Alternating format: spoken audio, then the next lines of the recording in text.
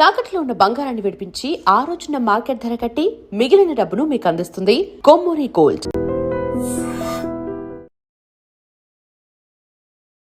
ఐడ్రీమ్ ప్రేక్షకులకు నమస్కారం. దైవానుగ్రహం కార్యక్రమానికి స్వాగతం. ప్రెసెంట్ మనతో ఉన్నారు త్రివర్ణ గురుపీఠం హీలింగ్ కర్మ గైడింగ్ సోల్ ఆస్ట్రాలజర్ హరిత గోగినేని గారు. కర్మ సిద్ధాంతం గురించి అడిగి తెలుసుకుందాం. నమస్తే అండి. నమస్తే. ఈ మధ్య కాలంలో కర్మ సిద్ధాంతం ఎక్కువగా వింటూ ఉన్నాం. చాలా మంది కర్మ సిద్ధాంతం గురించి మాట్లాడుతూ ఉన్నారు. అండ్ మీరు కూడా చాలాసార్లు మాట్లాడారు. అసలు ఇప్పుడు ప్రజెంట్ సిచ్యువేషన్లో కర్మ సిద్ధాంతం గురించి తెలుసుకోవాల్సిన ఆవశ్యకత ఎంతవరకు ఉందంటారు? చాలా ఉంది. ఎందుకంటే మేము బిలీవ్ చేసేది ఏంటి అంటే మనిషి యొక్క జీవితం మొత్తం కూడా ఆ కర్మ సిస్టంలోనే రన్ అవుతూ ఉంది. సో బేస్డ్ ఆన్ పాస్ట్ కర్మనే ప్రజెంట్ లైఫ్ ఆధారపడి ఉంది. అండ్ ఏదైతే ఇప్పుడు గ్రహాలు అవన్నీ కూడా దానికి తగ్గట్లే కూర్చొని ఒక మనిషి జీవితాన్ని ప్రభావితం చేస్తున్నాయి. కాబట్టి ఈ కర్మని ఎంత తగ్గించుకోగలము అనేది చూసుకొని అట్లీస్ట్ ఫ్యూచర్ కర్మ బ్యాడ్గా జనరేట్ చేసుకోకుండా చూసుకొని ఈ లైఫ్ ఎంతో కొంత బెటర్ చేసుకొని ఓకే మనకి తెలియని లైఫ్ అయినా రేపు మళ్ళీ పుట్టి మళ్ళీ ఇదంతా అనుభవించటం ఎందుకు అనుకుంటే అట్లీస్ట్ నెక్స్ట్ లైఫ్ కూడా బెటర్ చేసుకోవడానికి ఈ లైఫ్లో మన చేతుల్లో అవకాశం ఉంది అనమాట. సో అందుకనే కర్మ సిద్ధాంతాన్ని కొంచెం అర్థం చేసుకొని ప్రజెంట్ లైఫ్ని మనం ఎంతో కొంత సెట్ చేసుకోవటమే కాకుండా ఫ్యూచర్ అంటే మనకి తెలియని నెక్స్ట్ లైఫ్ కూడా బెటర్ చేసుకునేదానికి ఎక్కువ ఛాన్సెస్ ఉన్నాయి. ఓకే, చాలామంది పెద్దవాళ్ళు నా కర్మ ఇంకా నా జీవితం ఇంతే అని అంటూ ఉంటుంటారు. ఈ మధ్య కాలంలో ఎట్లాంటి ఇన్సిడెంట్స్ జరుగుతూ ఉన్నాయో చూస్తున్నారు. ముఖ్యంగా భార్యాభర్తల విషయంలో కొంతమంది భార్యాభర్తల్లో ఒకరు మంచి వాళ్ళు కాదనుకోండి, కొంతమంది కాంప్రమైజ్ అయ్యి బతుకుతూ ఉంటారు వాళ్ళకి పిల్లలు ఉండడం వల్ల. కొంతమంది ఏమో నా లైఫ్ నేనెందుకు కాంప్రమైజ్ అవ్వాలి అని అనుకుంటూ ఉంటారు. అంటే నా కర్మలో ఇంతే రాసి పెట్టుంది, నేను అనుభవించాలి అని అనుభవించడం బెస్టా, లేకపోతే నా జీవితం ఇంకొకరి కోసం సాక్రిఫైస్ ఎందుకు చేయాలి అనుకొని తనకు నచ్చినట్టుగా ఉండడం బెస్టా? మీరు ఇచ్చే సజెషన్ ఏంటి? యాక్చువల్గా ఇక్కడ 2 థింగ్స్ ఉంటాయి ఉదయశ్రీ. ఫస్ట్ ఆఫ్ ఆల్ ఒక భార్యాభర్తల బంధం అనేది కూడా రుణానుబంధం కర్మ సిద్ధాంతం ప్రకారమే ఫామ్ అవుతుంది. సో ఇక్కడ మంచి చెడులు అనేది ఎప్పుడూ కూడా శాశ్వతం కాదు. ఎందుకు అంటే వాళ్ళ గ్రహాల అనుగ్రహం బట్టి ఆ మనిషి అప్పుడు ఎలా ప్రవర్తించాలి అనేది ఆధారపడి ఉంటుంది. అది కూడా ఎదుటి వ్యక్తి గ్రహాలను బట్టి. కాబట్టి ఇదేంటంటే కొంచెం టిపికల్ సబ్జెక్టు. బట్ సింపుల్గా మనం మాట్లాడుకుంటే ఒక భార్యాభర్తలు అంటే ఒక అమ్మాయి అబ్బాయి కలిసి పెళ్లి చేసుకోవటానికి కూడా ఒక రుణానుబంధం కర్మ సిద్ధాంతం అనేది ఫస్ట్ ముడిపడి ఉంటుంది. వాళ్ళు పెళ్లి చేసుకున్న తర్వాత వాళ్ళు సంతోషంగా ఉండాలా లేదా అనేది వాళ్ళ గ్రహాల స్థితిగతులను బట్టి ఉంటాయి. ఆ గ్రహాల స్థితిగతులు ఎలా వచ్చినాయి అనేది మనం మాట్లాడుకుంటానంటాం. కర్మానుసారం వాళ్ళ గ్రహాల స్థితిగతులు వస్తాయి అన్నమాట. కాబట్టి ఇప్పుడు ఒకరికి పెళ్ళయి అమ్మాయి అయినా అబ్బాయి అయినా సంతోషంగా లేరు అంటే 100% వాళ్ళ సెల్ఫ్ కర్మ బట్టే వాళ్ళు సంతోషంగా ఉండరు తప్ప ఎదుటి వాళ్ళని ఇందులో బ్లేమ్ చేసేదానికి చాలా తక్కువ ఆవశ్యకత ఉంటుంది. ఇంకొకటి ఏంటి అంటే సరే దాంట్లోంచి మనం ఎట్లా బయటకు రావాలి అనే పాయింట్ మనం మాట్లాడుకుంటే ఒకటి ఫస్ట్ యాక్సెప్ట్ చేయాలి. వాళ్ళది ఏదైతే బ్యాడ్ వాళ్ళ లైఫ్లో ఏదైనా ఇబ్బందికరంగా జరుగుతున్నప్పుడు ఫస్ట్ యాక్సెప్ట్ చేయాలి. అంటే ఏదో నాకు సంబంధించిన కర్మకి సంబంధించిన ఒక బంధం వల్లనో లేదో ఏదైనా అకౌంట్ వల్లనో మనకి ఇట్లా అవుతుంది కాబట్టి ఫస్ట్ యాక్సెప్ట్ చేసి బాధపడతాం మానేయాలి. ఈ బాధ అనేది మనసుకి శరీరానికి సంబంధించింది తప్ప సోల్కి సంబంధించింది కాదు. సో ఫస్ట్ మనం అది అర్థం చేసుకోవాలి. ఎప్పుడైతే ఓకే ఒక భర్త భార్యని బాధ పెట్టినా ఒక భార్య భర్తని బాధ పెట్టినా ఓకే నేను ఇంతకు ముందు ఇలాంటిది ఏదో చేస్తుంటాను కాబట్టి ఇది నాకు తిరిగి వస్తుంది అని ఫస్ట్ అర్థం చేసుకొని దాన్ని మైండ్కి తీసుకోకూడదు. ఎప్పుడు బాధ అనిపిస్తుంది మనకి? మైండ్కి తీసుకుంటే బాధ అనిపిస్తుంది. అప్పుడు సైకలాజికల్గా డిస్టర్బ్ అవుతాం, డిప్రెషన్కి వెళ్తాము, థింక్ ఎక్కువ చేస్తాము, స్ట్రెస్ ఎక్కువ అవుతుంది, దానివల్ల లేనిపోయిన రోగాలు వస్తాయి. సో ఇదంతా ఒక సైకిల్ అనమాట. ఫస్ట్ ఓకే ఇది నేను ఏదో చేయటం వల్ల నాకు వచ్చిన ఒక చెడు కర్మ, లెట్ ఇట్ గో అనే గనక మనం అర్థం చేసుకొని యాక్సెప్ట్ చేయగలిగితే 50% పెయిన్ వెళ్ళిపోతుంది. సో నేను అన్న అహం వల్ల నీకు నొప్పి అనిపిస్తుంది. ఇప్పుడు భర్త భార్యని కానీ భార్య భర్తని కానీ అన్నప్పుడు వాళ్ళు ఎందుకు బాధపడుతున్నారు? నన్నేదో అన్నారు, నేను అనే అహం వల్ల. ఫస్ట్ ఆ నేను అనేది సున్నా చేసుకున్నప్పుడు ఎదుటి వ్యక్తి ఏమన్నా కూడా అహం అనేది ట్రిగర్ అవ్వదు, ఇగో అనేవి రావు. అప్పుడు ఎంతో కొంత కూడా మెంటల్ ప్రెషర్ కానీ ఈ పెయిన్ అనేది కూడా ఉండదన్నమాట. సో ఫస్ట్ కర్మ సిద్ధాంతం దగ్గరికి వెళ్ళి మనం కర్మను తగ్గించుకోవాలి అంటే ఫస్ట్ మనల్ని మనం జయించాలి. సో మన అహాన్ని మనం జయించాలి. సో మన ఇగో ట్రిగర్ అవ్వకుండా మనం బ్యాలెన్స్ చేసుకోవాలి. తల్లిదండ్రులు బంధం ఎట్లాగో భార్యాభర్తల బంధం కూడా అలాగే అనేది మనం అర్థం చేసుకోవాలి. ఎలాగ తల్లిదండ్రులు తిడుతుంటే పిల్లలు కొన్నిసార్లు పడతారో, గౌరవానికో ప్రేమకు వదిలేస్తారో, భార్యాభర్తలు కూడా ఎంతో కొంత అలాగా అర్థం చేసుకొని ఒకళ్ళనొకళ్ళు ఓకే కూర్చొని మాట్లాడుకోవాలి. First of all before sacrifice, నువ్వు అడిగినట్లు బిఫోర్ సాక్రిఫైస్కి వెళ్ళే ముందే కూర్చొని మాట్లాడుకోవాలి. నువ్వు ఇలా అంటే నేను బాధపడుతున్నా, నాలో ఏమన్నా తప్పులు ఉన్నాయా, నువ్వు ఇలా మాట్లాడటానికి నేనేమన్నా చేశానా? సో మన ఇద్దరం ఒకళ్ళనొకళ్ళు అలా అనుకోకుండా ఉండి క్వాలిటీగా బతకాలంటే ఏం చేయాలి అని మాట్లాడుకోవాలి. ఎంతమంది అలా మాట్లాడతారు చెప్పు? నన్ను అనేసారు అంతే, ఇగో తీసేసుకొని నలుగురికి చెప్పేసుకొని తిట్టేసుకొని మళ్ళీ 2 రోజులు అయిపోతే కలిసిపోయి మళ్ళీ 4 రోజులు అయితే తిట్టుకొని ఇట్లాగా వెరీ క్వాలిటీ లేకుండా ఉండే బదులు కూర్చొని మాట్లాడుకుంటే 90% సమస్యలకి పరిష్కారం ఉంటుంది. నువ్వెంత నేనెంత అని ఈగోస్కి వెళ్ళిపోతే సమస్యలకి పరిష్కారం రాదు. కాబట్టి ఎస్, నువ్వు అడిగినట్లు భార్యాభర్తలు కానీ ఎనీ బంధంలో కానీ సమస్యలు వస్తానికి మొదటి కారణం చెడు కర్మకి సంబంధించిన రుణానుబంధానికి సంబంధించిన తాలూకా లెక్కలు. దానికి అనుగుణంగా కూర్చున్నప్పుడు గ్రహాల స్థితిగతులు. సో ఆ గ్రహాలు వచ్చినప్పుడే వాటికి సంబంధించిన అన్ని కూడా ట్రిగర్ అవుతూ ఉంటాయి. మనుషుల్ని మనం క్షమించటం నేర్చుకోవాలి. మనకున్న సిచ్యువేషన్ ని అర్థం చేసుకొని అంగీకరించటం నేర్చుకోవాలి. సో దాని తర్వాత పరిష్కారం దగ్గరికి వెళ్ళాలి. కలిసి ఉండటమా విడిపోవటమా అనేది కూడా మనం అనుకున్నంత మాత్రాన జరగవు. కానీ మనము రిగ్రెట్స్ లేకుండా మన ప్రయత్నం మనం జెన్యూన్గా చేయాలి. ఎందుకంటే అట్లీస్ట్ ఫ్యూచర్లో ఆ బంధం ఉన్నా ఉండకపోయినా రేపెప్పుడు కూడా దాని తాలూకా బాధలు ఉండకూడదు. అరే ఆ రోజు నేను ప్రయత్నిస్తే బాగుండేదేమో, మనం ప్రయత్నించలేదు, ఇట్లాంటివి లేకుండా మనకి అట్లీస్ట్ మనకి మనం బాధపడకుండా ఫ్యూచర్లో మనం జెన్యూన్గా 100% ప్రయత్నం చేయాలి నిలబెట్టుకోవడానికి. ఓకే, మీరంటే కర్మ సిద్ధాంతం గురించి తెలుసుకున్నారు, మొత్తం అంత ప్లెజెంట్గా ఉండగలరు. కానీ హ్యూమన్ నేచర్ ఏంటి, ఏదైనా చిన్నది ఏమైనా జరిగినప్పుడు మనసు అనేది ఫీల్ అవుతుంది, హర్ట్ అవుతుంది, బాధపడుతుంది, ఏడుస్తుంది. ఇన్ని ఎమోషన్స్ని కంట్రోల్ చేసుకోవడము సామాన్య మనుషులతో అయ్యే పనేనా? తప్పకుండా అవుతుంది శ్రీ. ఎందుకంటే నేను కూడా చాలా సామాన్యురాలిని. నేను ఒక నార్మల్ కుటుంబంలోనే పుట్టాను. ఇప్పుడు నాకు కొన్ని మేబీ ఏదైనా డెవోషనల్ స్పిరిచువల్ కానీ ఒక శక్తి రీచ్ అవటానికి కూడా నేను అతి సామాన్యుడు చేసే ప్రయాణం కంటే కూడా చాలా పెయిన్ఫుల్ జర్నీ చేశాను. ప్రతి దాంట్లో నేను అర్థం చేసుకున్నాను, ప్రతిదీ నేను యాక్సెప్ట్ చేశాను, దాని నుంచి ఓవర్కమ్ అయ్యాను. సో నాకు అప్పుడు కనీసం చెప్పేవాళ్ళు లేరు, కర్మ గురించి ఎక్స్ప్లెయిన్ చేసే వాళ్ళు లేరు, ఒక గురువు లేరు, ఒక సపోర్ట్ కూడా లేరు. అలాగ నేనే ఒక అతి సామాన్యురాలని ఎంత జర్నీ చేసినప్పుడు anybody can do in this world. ప్రతి ఒక్కళ్ళు కూడా కర్మ సిద్ధాంతాన్ని అర్థం చేసుకొని ఓవర్కమ్ అవ్వచ్చు. మేబీ నాకు తొందరగా అర్థమై ఉండొచ్చు, కొంతమంది కొంచెం లేట్గా అర్థం అవ్వచ్చు. కానీ అర్థం చేసుకోవటం అయితే మాత్రం కష్టమైన విషయం కాదు. దాని నుంచి బయటికి రావటం కూడా కష్టమైన విషయం కాదు, ప్రయత్నిస్తే. అయితే ఒక ప్రయత్నించాలి. నువ్వు అన్నట్లు ఓవర్ నైట్ అవ్వవు. కొంతమందికి ఒక రోజు పడితే, కొంతమందికి నెల పట్టొచ్చు, కొంతమందికి సంవత్సరం పట్టొచ్చు. కానీ ప్రయత్నిస్తే మాత్రం ఫలితాలు తప్పకుండా ఉంటాయి అన్నమాట. ఓకే, అంటే కర్మ సిద్ధాంతానికి సంబంధించి ఏమైనా బుక్స్ చదవాలా? ఇప్పుడు మీలాంటి వాళ్ళు చాలా మంది మాట్లాడుతూ ఉన్నారు. ఇప్పుడు చెప్పారు మీరు మంచి మంచి మాటలు, మనిషిని క్షమించడం లాంటివి చేయాలి, ఇలా ఉండాలి, అలా ఉండాలి అని. విన్నంత మాత్రాన మారిపోతారా? లేకపోతే దానికి సంబంధించి ఏమైనా బుక్స్ లాంటివి చదివితే వాళ్ళని వాళ్ళు మార్చుకోవడానికి ఉంటుందా? అంటే బుక్స్ చదివినా వీడియోస్ చూసినా ఇన్స్టెంట్గా ఒక ఎనర్జీ వస్తుంది. ఎప్పుడైతే కనెక్ట్ అవుతారో వాళ్ళకి సెన్స్ అనిపిస్తుందో, సెన్సిబుల్గా అంటే మనం చెప్పేది వాళ్ళకి ఓకే కరెక్టే కదా అని అనిపిస్తుందో ఇన్స్టెంట్ ఎనర్జీ వస్తుంది. కాకపోతే దాన్ని సస్టైన్ చేయరు. సో పుస్తకాలు చదివినా వీడియోలు చూసినా సస్టైన్ చేయాలి. అంటే వాళ్ళు దృఢమైన నిర్ణయం తీసుకోవాలి. ఎస్, నేను నా కర్మని ఓవర్కమ్ అవ్వాలి, నేను నా ఎమోషన్స్ని ఓవర్కమ్ అవ్వాలి. సో ఈ బంధాలు ఇవన్నీ కూడా నన్ను బాధించకుండా నన్ను నేను స్ట్రాంగ్గా చేసుకోవాలని వాళ్ళు ఒక దృఢ సంకల్పం పెట్టుకోవాలి. దానికి సంబంధించిన కసరత్తు చేయాలి, చేస్తేనే వస్తుంది. సో సెల్ఫ్ ఎఫర్ట్స్ అంటే స్వయంగా వాళ్ళు చాలా ఎఫర్ట్స్ పెట్టాలి కంపల్సరిగా. ఎందుకంటే అంత ఈజీ కాదు. ఒక ఒక మార్పు అనేది మనిషిలో అంత సులువుగా రాదు.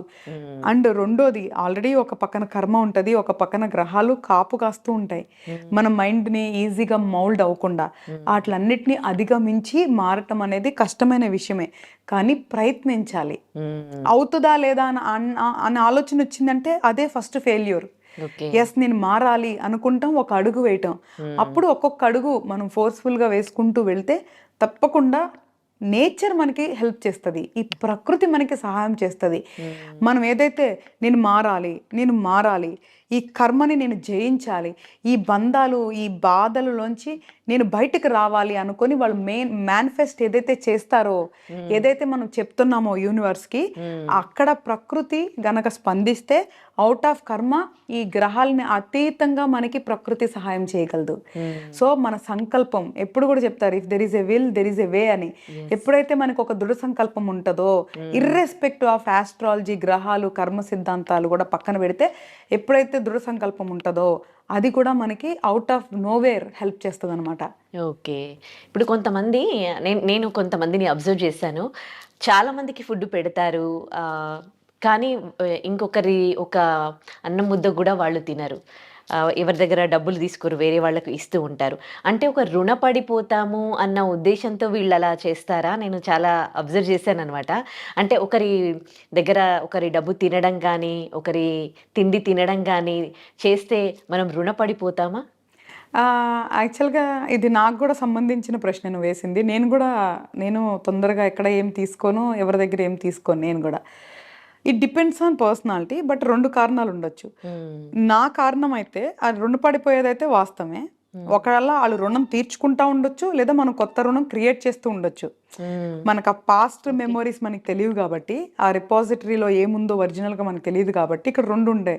ఎయిదర్ మనం వాళ్ళ దగ్గర తీసుకుంటే వాళ్ళ రుణం తీరొచ్చు మనకి పెట్టిందనుకో, లేదా మనం కొత్త రుణాన్ని క్రియేట్ చేస్తున్నా ఉండొచ్చు. జడ్జ్ చేయడం చాలా కష్టం అనమాట.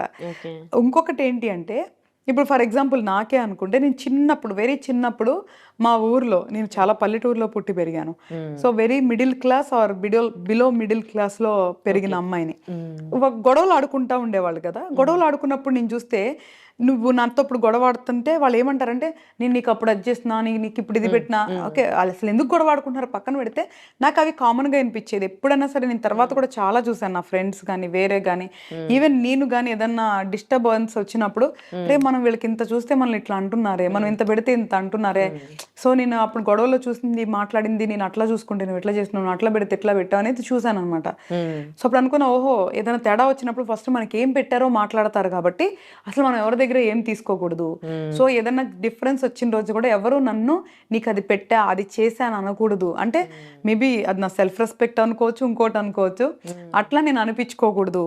ఎప్పుడైనా నేను ఇచ్చే చెయ్యి ఉండాలి తప్ప తీసుకుని చెయ్యి ఉండకూడదు అని నేను చిన్నప్పుడే నేను డిసైడ్ అయ్యాను అనమాట. సో అలాగా ఇలా 2 రకాలు ఉంటాయి. ఒకటి సెల్ఫ్ రెస్పెక్ట్, ఎందుకు మళ్ళీ తీసుకొని అనిపించుకోవటం అనేది అయి ఉండొచ్చు, లేదా మేబీ వాళ్ళకి నిజంగా సబ్జెక్ట్ తెలిసి ఈ రుణానుబంధాలు ఎందుకని కూడా అనిపించవచ్చు. లేదా కొంతమందికి ఓసిడి ఉంటుంది, సపోజ్గా ఎవరేం పెట్టినా తినే నేచర్ ఉండకపోవచ్చు. సో ఇట్లా మల్టిపుల్ రీజన్స్ ఉండొచ్చు. బట్ కానీ ఫుడ్ అనేది పక్కన పెడితే మాత్రం మనీ రిలేటెడ్ మాత్రం కంపల్సరీగా రుణానుబంధం అనేది ఉంటుంది. సో దానివల్ల తీసుకోవటం వల్ల మంచి కంటే కూడా చెడే ఎక్కువ వస్తుంది. సో కాబట్టి నేను ఎప్పుడు బిలీవ్ ఏం చేస్తానంటే, రిలేషన్స్లో మ్యాక్సిమం మనీ ఫినాన్షియల్ రాకుండా ఉంటే బెటర్గా ఉంటుంది అనేది నేను పర్సనల్గా బిలీవ్ చేస్తాను అనమాట. ఓకే. కొంతమంది ఇట్లా అన్అఫిషియల్గా మీన్స్ ఇచ్చుకుంటూ ఉంటారు, ఫినాన్స్ పెట్టేసి డబ్బులు ఇచ్చుకుంటూ ఉంటారు రుణం, తర్వాత డబ్బులకి వాళ్ళని తిడతా ఉంటారు. అంటే ఇది కూడా కర్మ ఫలితమైనా వాళ్ళను తిట్టడం, లేకపోతే సరే వాడు నాకు ఏ జన్మలో బాకీ ఉన్నాడని వదిలేయడం బెస్టా?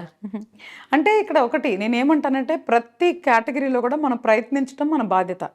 నేను ఏది కూడా కర్మ మీద వదిలేసి ఇంకొక మీద వదిలేయమని ఎప్పుడు నేను చెప్పను. అర్థం చేసుకోమంటాను, యాక్సెప్ట్ చేయమంటాను, మళ్ళీ ప్రయత్నించమంటాను.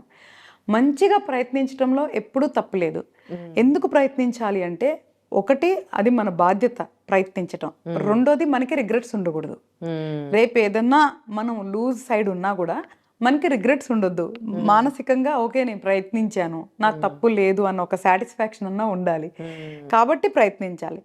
ఇక్కడ సపోజ్గా ఇంతకుముందు కూడా అదే మనం ఏం మాట్లాడుకుంటున్నాము, ఈ డబ్బులు తీసుకున్న వాళ్ళు ఇవ్వకపోతే ఇక్కడ 2 రకాలు. మీరు చెప్పినట్లు వడ్డీకి ఇచ్చేవాళ్ళు, లేదు అంటే నార్మల్గా ఫ్రెండ్షిప్ కొద్ది ఇచ్చేవాళ్ళు ఉంటారు. సో రకరకాలు ఉంటాయి మనీ ట్రాన్సాక్షన్స్ అనేది. మనం తిట్టుకోవడం వల్ల అయితే ఏం రాదు. ఆ నెగిటివిటీ ఎవరినైతే మనం తిట్టుకుంటాం ఇక్కడే ఉంటుంది. అండ్ రెండోది, వాళ్ళు బాగుండాలని కోరుకొని మన డబ్బులు మనం తీసుకోవటం అనేది ఫస్ట్ మంచి ఆలోచన. అంతే తప్ప వాళ్ళు నాశనం అయిపోవాలి, నా డబ్బులు తీసుకున్నారు ఇవ్వలేదు అనేది మాత్రం చెడు ఆలోచన. నువ్వు డబ్బులు ఇచ్చి, నువ్వు చాలా సార్లు అంటారు మంచికి పోయి చెడు తెచ్చుకున్నారు అంటారు. ఇది అలాగే అనమాట. నువ్వు డబ్బులు ఇచ్చి వాళ్ళు ఇవ్వకపోగా నువ్వు మానసిక క్షోభ అనుభవిస్తూ, అంటే అది కూడా నీది one of the part of కర్మ. సో నువ్వు మానసిక క్షోభ అనుభవిస్తూ మళ్ళీ వాళ్ళని తిట్టి, అంటే మళ్ళీ చెడు కర్మను తెచ్చుకుంటూ ఇంత పెద్ద లూప్లో మళ్ళీ కొత్తగా పడిపోతున్నాం. సో ఫస్ట్ ఆఫ్ ఆల్ ఇచ్చే ముందే మనకి ఒక క్లారిటీ ఉండాలి. అసలుకి మనం డబ్బులు ఇచ్చే ముందు ఒకవేళ వడ్డీ కానీ సెక్యూరిటీ ఉంటే సెక్యూరిటీ చేసుకోండి. ఒకవేళ ఆ డబ్బు ఇవ్వకపోయినా ఏదైనా ఒక వస్తువో లేదు అంటే ఒక ప్రాపర్టీయో ఏదో ఒక రకంగా మనకి రికవరీ మోడ్ చూసుకొని ఫస్ట్ ఇవ్వటం, వడ్డీకైనా ఎనీథింగ్ ఇచ్చుకుంటే బెటర్. మాట వరుసకి నమ్మకానికి ఇచ్చినప్పుడు మాత్రం ప్రిపేర్డ్గా ఉండండి, ఏమి జరిగినా అనేది. అలా నువ్వు తీసుకోగలిగినప్పుడే ఇవ్వాలి తప్ప అనవసరంగా ఇచ్చి మనం పోగొట్టుకున్నామని బాధ, వాళ్ళు తీసుకున్నారని ద్వేషం, ఇదంతా కూడా మానసికంగా ఒక వెరీ బ్యాడ్ లూప్ అనమాట. సో ఆ లూప్లోకి పడకూడదు. కాబట్టి ఇచ్చేటప్పుడే సెక్యూరిటీ చూసుకొని ఇవ్వండి. లేదా ఒకవేళ మీకు సెక్యూర్డ్ కాకుండా నాన్ సెక్యూర్డ్ లోన్ ఇచ్చినప్పుడు నమ్మకంతో పాజిటివ్గా ఉండండి. వాళ్ళు బాగుంటారు, మనకి ఇస్తారు అన్న ఒక పాజిటివ్నెస్తో ఉండండి తప్ప వాళ్ళు ఇవ్వరు, వాళ్ళు అలాంటి వాళ్ళు ఇలాంటి వాళ్ళు, అలా అయిపోవాలి ఇలా అయిపోవాలి అంటే your manifesting negativity in the nature. Okay. So వాళ్ళు ఏంటి అనేది పక్కన పెడితే నువ్వు అనుకుంటున్నావు కాబట్టి ఇదే పదే పదే అనుకునేది కూడా నిజమై తిరిగి వస్తుంది. సో మన థాట్ ప్రాసెస్ ఎప్పుడు కూడా పాజిటివ్గా ఉండాలి. అదే ఈవెన్ సీక్రెట్ బుక్ అని మనకి చెప్తుంది. Very very one of the famous book అనమాట. దాని తర్వాత చాలా బుక్స్ వచ్చాయి. అంటే మన విల్ పవర్ యొక్క శక్తి, మనం మేనిఫెస్ట్ చేసేది యూనివర్స్లో ఎలా తిరిగి వస్తుంది అనే దాని గురించి చాలా డీటెయిల్గా రాసింది అనమాట. సో అలాగా నేనేమంటాను అంటే అక్కడ ఏం జరుగుతుందో పక్కన పెడితే యాజ్ పర్ కర్మ, యాజ్ పర్ ఇది నేచర్ కూడా ఒకటి ఉంటుంది మనల్ని వాచ్ చేస్తూ. సో దాన్ని కూడా మైండ్లో పెట్టుకోవాలి. కాబట్టి పాజిటివ్ మైండ్లో ఉండాలి. Okay. Either you give as a secured loan, సేఫ్టీగా నీ డబ్బుకి నువ్వు సెక్యూర్ చేసుకొని ఇవ్వు. లేదా వేరేగా ఇచ్చినప్పుడు ఒక నమ్మకంతో పాజిటివ్గా మంచిగా ప్రయత్నించు. సో వాళ్ళు బాగుంటారు, నా డబ్బులు నాకు తిరిగిస్తారు అన్న పాజిటివిటీ కూడా తిరిగి వస్తుంది. సరే అంతా ప్రయత్నించావు, ఓకే తిట్టావో బతిమలాడావో అన్ని ప్రయత్నించావు రాలేదు అంటే 100% నీ కర్మానుసారం, నీ రుణానుబంధానుసారం అది జరిగింది అనేది అర్థం చేసుకోవాలి. కానీ ప్రయత్నించకుండా వదిలేమని మాత్రం నేను చెప్పను. ఓకే. పాపం పుణ్యం అని మాట్లాడుతూ ఉంటాం కదా. అంటే దొంగతనం చేస్తే, అంటే నేను సినిమాలో అదే మన అపరిచితుడు సినిమాలో చూసిన విషయం ఏంటంటే, అంటే ఇలాంటి పాపాలు చేస్తే ఇలాంటి కర్మలు అనుభవించాలి అని. అంటే దొంగతనం చేసినా కానీ, ఇతరుల్ని మోసం చేసినా కానీ, అంటే ఆ పాపంలాగా వెంటాడుతుంది అని అంటారు కదా. నిజంగానే అంటే ఇలాంటి మోసాలు చేసిన వాళ్ళకి ఇలాంటి పాపాలు తగులుతాయా? తప్పకుండా. ఈ ప్రపంచంలో ఎవ్వరు ఏదైతే ఎగెనెస్ట్ ధర్మ అంటే ఎగెనెస్ట్ లా ఏదైతే చేస్తారో అది తప్పకుండా తిరిగి వస్తుంది. అది ఇమీడియట్గా వస్తుందా, కొంచెం లేట్గా వస్తుందా, ఈ జన్మలో వస్తుందా, మరు జన్మలో వస్తుందా, మనుషులు మనం నిర్ణయించలేము. అది కార్మిక్ సిస్టంలో ఎలాగా రాసి ఉంటుందో, ఎలాగా రన్ అయ్యిద్దో అలా జరుగుతుంది. మనం ఇక్కడ కూర్చొని చూస్తూ అదేంటి వాళ్ళు బాగానే ఉన్నారుగా, బాగానే తిరుగుతున్నారు కదా అనుకుంటాం. బట్ కానీ అలా కాదు. మనం అనుకున్నట్లు కార్మిక్ సిస్టమ్ పనిచేయదు. దాని సిస్టంలో లెక్కల ప్రకారమే అది పనిచేస్తుంది. కాబట్టి కంపల్సరిగా ఏదైతే ఇప్పుడు ఒక మానభంగం కానీ, ఒక మర్డర్ కానీ, లేదా ఒక దొంగతనం కానీ, ఇలాగ మనుషుల్ని బాధించేది కానీ, ఒక ఫౌల్ లాంగ్వేజ్ కానీ, ఒక అబ్యూస్ చేయటం కానీ, ఇట్లాంటి ప్రతి ఒక్కటి కూడా అధర్మమే. అంటే మనకి తెలిసి తప్పు చేయటం ప్రతి ఒక్కటి కూడా అధర్మం కిందే వస్తుంది. ఎప్పుడైతే అధర్మం చేస్తారో వాళ్ళకి కర్మ సైకిల్ యాక్టివేట్ అయిపోతుంది. అది ఎప్పుడు యాక్టివేట్ అయ్యి కౌంట్ చేసుకుంటుందో ఒకసారి ఇన్స్టెంట్గా చూపిస్తుంది, ఒకసారి కొంచెం లేట్గా చూపిస్తుంది, లేదా ఇంకా లేట్గా నెక్స్ట్ జన్మ వరకు కూడా పోస్ట్ పోన్ చేస్తుంది. అది దట్ డిపెండ్స్ ఆన్ వాళ్ళకి సంబంధించి ఏదైనా గుడ్ కర్మ ఉందా, లేదా వాళ్ళకి సంబంధించి పూర్వజన్మలోకి సంబంధించిన ఏమైనా మంచి యోగాలు కానీ ఏమైనా సంపాదించారా, అవన్నీ లెక్కలు చూసుకొని అక్కడ ఆ సిస్టంలో డిసైడ్ అవుతాయి అనమాట. కాబట్టి మనం అరే తప్పు చేశాడు వాడు బాగానే తిరుగుతున్నాడుగా అనుకోవడానికి లేదు. సో ఇన్ టైం ఎప్పుడైతే వాళ్ళకి ఏం జరగాలో అది కర్మానుసారం కంపల్సరిగా జరిగిద్ది, ఒకళ్ళు నమ్మినా నమ్మకపోయినా ఇదైతే తథ్యం. రెండోది ఏంటి అంటే మనం చూస్తున్నాం చిన్న చిన్న పిల్లల మీద అఘాయిత్యాలు చేస్తున్నారు. ఒకటి అక్కడ తల్లిదండ్రుల నిర్లక్ష్యం, అంటే నీ చిన్న బిడ్డ ఒకళ్ళ చేతిలోకి వెళ్ళి అంత అయ్యే వరకు మీరు ఏం చేస్తున్నారు? బిడ్డల్ని కాపాడుకోవటం తల్లిదండ్రుల ధర్మం. అలా కాపాడుకోవట్లేదు అంటే అది బాధాకరం. తర్వాత ఆ బిడ్డ కర్మానుసారం పూర్వజన్మ అంటే అలా చేసి ఉండి ఇది అనుభవిస్తున్నారా లేదా ఇది ఫ్రెష్గా అనుభవిస్తున్నారా అని మనం ఇక్కడ కూర్చొని జడ్జ్ చేయలేం. మనం చూడగలిగితేనే వాళ్ళ పూర్వజన్మలు జడ్జ్ చేయగలం, కానీ ఊరికే ఎవరు కూడా ఇక్కడ కూర్చొని జడ్జ్ చేయలేం. మన అజంప్షన్ చెప్తున్నాం, మన సబ్జెక్ట్ ప్రకారం మనకు తెలిసింది షేర్ చేస్తున్నాం అంతే. ఇది ఇందుకే జరుగుతుంది అందుకే జరుగుతుందని నిర్ధారించట్లేదు, జరిగి ఉండొచ్చు అని మన నాలెడ్జ్ ప్రకారం చెప్తున్నాం. ఎవడైతే తప్పు చేస్తున్నాడో వాడు ఇప్పుడు అనుభవిస్తాడా శిక్ష, మళ్ళీ అలాగా వాడు కూడా పుట్టి అనుభవిస్తాడా ఆ పెయిన్ అనేది కార్మిక్ ఏదైతే మన లా ఉందో వాళ్ళు డిసైడ్ చేస్తారు. బీయింగ్ ఏ మనం హ్యూమన్ మనం డిసైడ్ చేయలేం. కాబట్టి పాప పుణ్యాలు అనేది లెక్కించబడతాయి, ఆ లెక్కలు తీర్చబడతాయి. అందుకే నేనేమంటున్నాను, పెద్ద సబ్జెక్ట్ వద్దు మనకి తెలిసి తప్పు చేయొద్దు. మనల్ని మనమే కంట్రోల్ చేసుకోగలం, మనల్ని మనమే మార్చుకోగలం.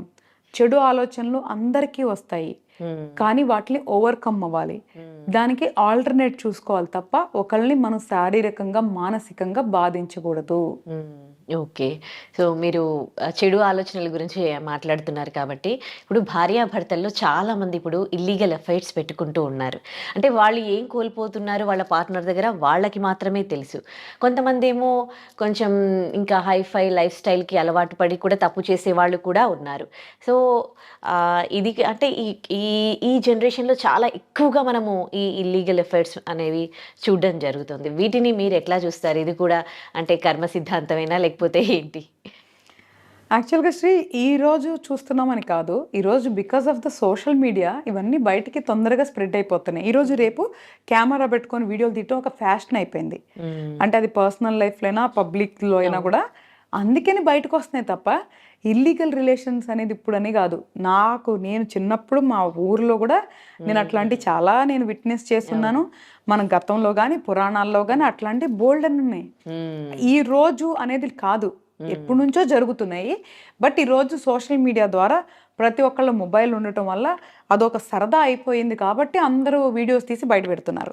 ఇప్పుడు నువ్వు చెప్పినట్లు ఏదైనా ఇల్లీగల్ రిలేషన్ ఉన్నప్పుడు పోలీసులను తీసుకొని వెళ్ళటమో లేదా వాళ్ళు వెళ్ళి కొట్టేయటమో, ఎంత అంటే మనిషి ఎలా తయారైపోతున్నా నువ్వు చూడు. వాళ్ళు కొట్టుకునేటప్పుడు వీడియోలు తీయటం పోస్ట్ చేయటం ఏంటిదంతా? ఫస్ట్ అసలు రిలేషన్స్ని ఎలాగ మనం బ్యాలెన్స్ చేసుకోవాలి అని అర్థం చేసుకోవాలి. ఒకళ్ళ రిలేషన్ దారి తప్పుతుంది అంటే దాన్ని సరి చేసుకోవడానికి ప్రయత్నించాలి. ప్రయత్నించినా కూడా అది సరవలేదంటే ఎయిదర్ అడ్జస్ట్ అవ్వాలి లేదా విడిపోవాలి. ఇంతకు మించి ఏమైనా ఆప్షన్స్ ఉన్నాయా? రోడ్ల మీద పడి కొట్టుకోవటం కానీ, నలుగురిలో నవ్వులు పాలైపోవటం కానీ, సోషల్ మీడియాలో ట్రెండ్ అవటం కానీ, ఇదంతా కూడా ఇది చెడుకి, అంటే మన యొక్క అభివృద్ధి చెడు వైపు మాత్రమే వెళ్తుందని ఖచ్చితంగా చెప్పొచ్చు. జనాలు కూడా ఎట్లా అయిపోయారంటే ఎదుటి వాళ్ళ జీవితంలో ఏం జరుగుతుందని నా క్యూరియాసిటీ పెరిగిపోయింది. దీనివల్ల సైకలాజికల్గా చాలా ఇష్యూస్ వస్తాయి. ఇప్పుడు బయట వాళ్ళ జీవితంలో ఏం జరిగిందని చూస్తూ వాళ్ళ జీవితాల గురించి మర్చిపోతున్నారు. నువ్వు చూస్తే లేచిన దగ్గర నుంచి పడుకునే వరకు ఈ సోషల్ మీడియాలు ఆ వీడియోలు ఈ వీడియోలు చూస్తూ అసలు వాళ్ళు ఏం చేస్తున్నారు? అన్ని జన్మల్లో కల్లా మానవ జన్మ చాలా గొప్ప జన్మ. ఎందుకంటే జీవరాశులన్నిటిలో కూడా మానవుడు మాత్రమే తన మేధస్సుని తన శరీరాన్ని వాడుకొని ఏదైనా చేయగలడు. కాబట్టి మనిషి జన్మ ఎత్తినప్పుడే ఫస్ట్ దాన్ని రెస్పెక్ట్ చేయాలి. సో ఈ జన్మలో ఏం చేయాలి అని చిన్నప్పటి నుంచి మనం ఒక క్లారిటీతో ప్రయాణం చేయాలి. సింపుల్గా మనకి నచ్చినట్లు బతికి చచ్చిపోదామన్నా తప్పులేదు, లేదు కొన్ని అద్భుతాలు సృష్టిద్దామన్నా తప్పులేదు. మనము ఈ శరీరంలో ఉన్నప్పుడే చాలా చాలా చెయ్యొచ్చు. ఫస్ట్ అది అర్థం చేసుకొని దాని మీద ఫోకస్ చేయకుండా ఉదయం లేసినప్పటి నుంచి ఎవరేం చేస్తున్నారు, ఎవరేం తిట్టుకుంటున్నారు, ఎవరేం కొట్టుకుంటున్నారు అన్న క్యూరియాసిటీ ఫస్ట్ మనిషిలో తగ్గాలి. సో ఫస్ట్ సోషల్ డీటాక్స్ అనేది ప్రతి మనిషి అలవరుచుకోవాలి. తర్వాత కమింగ్ టు ఇల్లీగల్ రిలేషన్స్ అసలు ఎందుకు వస్తున్నాయి అంటే అవగాహన లేక, అర్థం చేసుకోలేక. ఇప్పుడు నేను ఏదైతే చెప్పానో చిన్నప్పటి నుంచే మనం ఎందుకు పుట్టాము, అసలు మనం ఎలా బతకాలి అనే క్లారిటీ ఉంటే ఒక రిలేషన్కి వెళ్ళేసరికి మనకు ఒక అర్థం చేసుకొని ఉంటాం కాబట్టి మనకి ఏం కావాలి అనేది ఒక అవగాహన ఉంటుంది. ఎందుకు పెళ్లి చేసుకుంటున్నాం అనేది ఒక ఆలోచన ఉండాలి. అంటే ఆ అవసరానికి పెళ్లి చేసుకుంటున్నాం అంటే either physical are mental needs కోసం పెళ్లి చేసుకుంటున్నాం. సో చేసుకుంటున్నప్పుడు ఏంటి ఎక్స్పెక్టేషన్స్ పెట్టుకుంటున్నాము అనేది కూర్చొని ఫస్టే ఒకరికొకరు సెట్ చేసుకోవాలి. ఇది నా మెంటాలిటీ, నేను కొంచెం సున్నితమైన మనసు ఉంది నాకు, లేదా నాకు కొంచెం హార్డ్ మెంటాలిటీ ఉంటుంది, నేను ఇలా పట్టించుకుంటాను, ఇలా పట్టించుకో, నేను ఇలా చేస్తాను, ఇలా చేయను, ఒకరికొకరు కూర్చొని ఓకే ఈ మనిషి ఇలా ఉంటాడు అని యాక్సెప్ట్ చేసి దానికి ఇష్టమైతే నువ్వు ప్రయాణం చేయాలి. మనం ఏం ఎక్స్పెక్ట్ చేస్తామంటే ఎదుటి మనిషి మన కోసం మనకి నచ్చినట్లు మారిపోవాలనుకుంటాం. అది జరగదు ప్రాక్టికల్గా. మనమే ఒకరికొకరం భార్యాభర్తలు ఏం చేయాలంటే ఒకరిని ఒకరు వాళ్ళ పర్సనాలిటీని యాక్సెప్ట్ చేయాలి. ఎక్స్పెక్టేషన్స్ లో పెట్టుకోవాలి. ఉన్న టైంలో సంతోషంగా ఉండాలి.